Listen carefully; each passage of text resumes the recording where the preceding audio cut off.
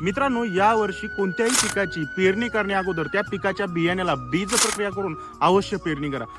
बीज प्रक्रिया करण्याचे दोन प्रकार आहे, एक तर म्हणजे केमिकल आणि दुसरं म्हणजे जैविक. मित्रांनो, केमिकलमध्ये दोन औषधं जबरदस्त मी तुम्हाला सांगतोय, ज्याच्यामध्ये एक UPL कंपनीचं इलेक्ट्रॉन या नावाचं औषध आहे. याच्यामध्ये दोन प्रकारचे बुरशीनाशक आणि एक कीटकनाशक एकत्रित आहे.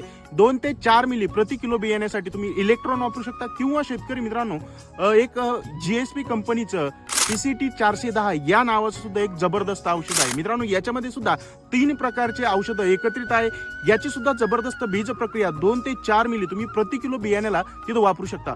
दुसरा सगळ्यात महत्त्वाचा पर्याय म्हणजे जैविक बीज प्रक्रिया. जर तुम्हाला जैविक बीज प्रक्रिया करायची असेल तर अमृत प्लस बीज प्रक्रिया किट आहे. तर प्रति किलो बियाण्यासाठी जर कापसाची करणार असेल तर 5 पॅकेटसाठी एका किटचा वापर करा.